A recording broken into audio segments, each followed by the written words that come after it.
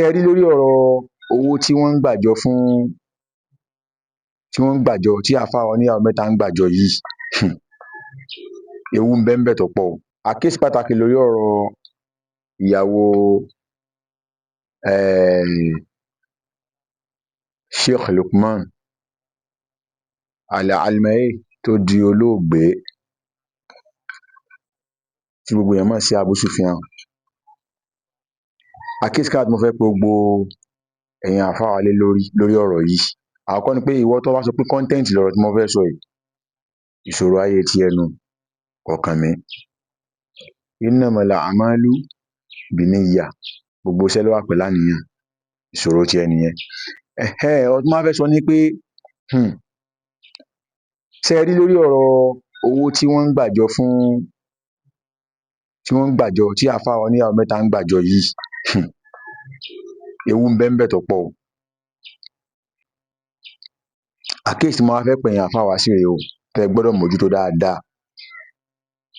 Ẹ rí i pé gbogbo àwọn èèyàn ní ìsìn, ọ̀pọ̀lọpọ̀ èèyàn gan wọn ò fẹ́ẹ̀ sọ̀rọ̀ lórí ọ̀rọ̀ àáfàá tí ó kú mọ́, wọn ò rántí, wọ́n ti ń gbàgbé àáfàá gan. Owó làwọn èèyàn ń bá wọn kọkàn ká, owó ni wọ́n ń target, owó ni wọ́n ń kà, àfojúsùn àwọn èèyàn pé ó di 20 million, ó di 30 million, ó ti wọ 40 million, tẹ́ ẹ máa gbọ́ lẹ́nu àwọn èèyàn ní ìsìn. Ṣé ẹ wá rí ibi tí nǹkan dé dúró báyìí, gẹ́gẹ́ bá a ṣe mọ̀ pé ọmọ èké ni ìyàwó Sheikh wa tí Ọlọ́run mú sọ́dọ̀, ọmọ kékeré gbénísín, bá àáfàá náà ṣe jẹ́ ọmọ kékeré. Àkọ́kọ́ nu. Ẹ̀kejì ni pé ní ìsìn báyìí, ọ̀pọ̀lọpọ̀ àwọn ọkùnrin alágbèédá kan wà tó jẹ́ pé oníjìbìtì ni wọ́n. Tó jẹ́ pé ó dà ẹlòmíì gan tí èsè onírin kan tí ó sáré lọ sókè kíní kan tí ó máa ṣe bí ẹni tí nǹkan yé tí nǹkan ò sì yé, tó jẹ́ pé oníjìbìtì ni, tí ó ti máa wò pé tí n bá fẹ́ ọmọbìnrin tó bá ṣe báyìí. Ẹ dákun ẹ̀yin àáfàá wa, ìmọ̀ràn tèmi fẹ́ gbà yín rèé o lórí ọ̀rọ̀ owó yìí. Ẹ rántí pé àwọn ẹbí náà, á rí nínú ẹbí Sheikh wa Lukman náà tó dolóògbé tóun náà ti máa fojú wo owó pé owó yìí á sà báyìí, á ṣe báyìí. Mo fẹ́ kẹ́ ẹ rántí pé owó yìí, owó tí wọ́n ń gbà jọ yìí, kí ọmọ jọmọ àtìyàwó ni wọ́n ń gbà jọ fún o, torí àwọn ọmọ kéré, ìyàwó náà sì kéré, kí ọmọ jọmọ àtìyàwó ni o. Bó o ní ìyá tá a fẹ́ kọ́ jẹ ọmọ àtìyàwó tí wọ́n torí ẹ̀ gba owó ìjọ, bó o ní ìyá yóò sì ní padà wá jẹ wọ́n, torí pé ó ṣeé ṣe kí ìyá yóò padà jẹ wọ́n tá a bá ṣọ́ra o,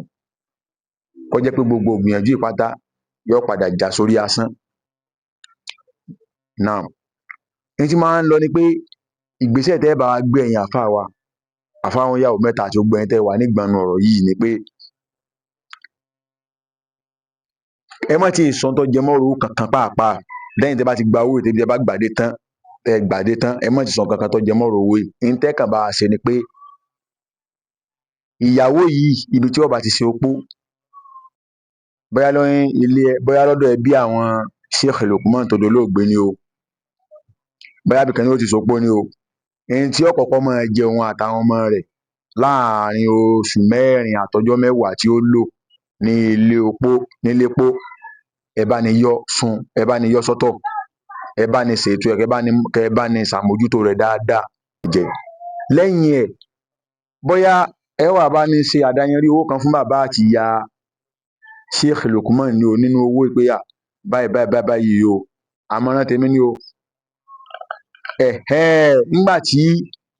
arábìnrin bá wá parí ilépo tán, ẹ wá bá ní gbégbèsè lórí pé ta ni ó sọkọ rẹ̀, ta ni ó fẹ́ lẹ́yìn ilépo, ẹ bá ń ṣètò ta ni ó fẹ́, torí tẹ́ bá lẹ́ fílẹ̀ pẹ́ kówó lé lọ́wọ́, tẹ́ bá lẹ́ fílẹ̀ pẹ́ kówó lárábìnrin lọ́wọ́ pé kó máa bá gbèsè ayé ẹ̀ lọ, ẹ mọ̀ pé obìnrin wọn ò lè dá nǹkan ṣe o, pàápàá jùlọ ẹni tọ́jú ọmọ kékeré bẹ́ẹ̀ yẹn, àfi kó wà ní abẹ́ ọkùnrin. Ẹ̀yin lẹ wá rí ẹni tí ẹ mọ̀ pé yes, tẹ́ mọ̀ pé mashallah eléyìí, ẹ̀yin gan lè gbẹ̀rí ẹ̀jẹ̀ pé eléyìí tó ń gan ó sì ṣetán láti fẹ́ arábìnrin pẹ̀lú gbogbo ọmọ tí Sheikh Lukman dá lẹ̀, tí ó fi jẹ́ pé ẹ̀kọ́ tí Sheikh Lukman bá lọ, tí wọ́n ń kọ́ àwọn ọmọ tó jẹ́ ẹ̀kọ́ sunnah Nabi sallallahu alaihi wasallam, tí wọ́n ń kọ́ àwọn ọmọ wọn lọ, ẹni yóò máa tẹ̀síwájú lórí ẹ̀, torí tẹ́ ẹ bá lẹ kó wọn lẹ̀, pé kó wọn sọ́dọ̀ ẹbí, ń ṣe bí ìyá kò lè dàbí ìyá o, ń ṣe bí bàbá kò lè dàbí. Kó má jẹ́ pé gbogbo ìgbìyànjú tẹ́ wá ṣe lórí pé báwọn ọmọ yìí ò ṣe ní ìdàkudà, tí ìyá wọn náà tójú rẹ̀ ò ní rí rádaràda lẹ́yìn ikú Sheikh Lukman, kó má jẹ́ pé yóò wá padà já sí pàbó o. Ẹ dákun ẹ̀yin àfáà wa, ẹ̀yin náà a fẹ́ kẹ́ bá lẹ́yìn opó tẹ́ bá wá ọkọ, tẹ́ bá bá ṣètò ọkọ fún arábìnrin yẹn tán, lẹ́yìn tó bá jáde opó tán, ìgbà náà ẹ wá bá ṣètò pé ẹ wá dá lókòwò, iṣẹ́ wo ló fẹ́ máa ṣe, báyìí báyìí báyìí báyìí báyìí báyìí báyìí báyìí báyìí báyìí báyìí kásá báyìí káwòdì. Mọ̀tẹ́ bá lè kó rí lọ́wọ́, ó lè jẹ́ inú ẹbí ìyàwó gangan ni kùndàrú kan wà tẹ́ pé yóò foró ìyàwó tí wọ́n bá náwó nàkúnà. Ó lè sì jẹ́ inú ẹbí Sheikh Lukman náà ni wọ́n ti gbógun tì tí gbogbo nǹkan ó fi dàrú mọ́ lọ́wọ́ o. Ìmọ̀ràn tẹ́mi fẹ́ pè á fún nu o, ẹ dákun torí t'Ọlọ́run, àdúrà wa ó gbà o. Ojúlówó ọmọ Yorùbá, àwa náà pẹ̀lú ògo lọ́wọ́ Ọlọ́run, Ọlọ́run jẹ́ kẹ́mi wa ó gùn o. Àánú gbogbo táwa náà bá lọ sí á gúnlẹ̀ ayọ̀ pẹ̀lú ògo lọ́wọ́ Ọlọ́run. Èyí tí mo ní kí n sọ rèé o, ìwọ tó bá ní content ni ìṣòro ayé tí ẹnu kò jù bá ń lọ.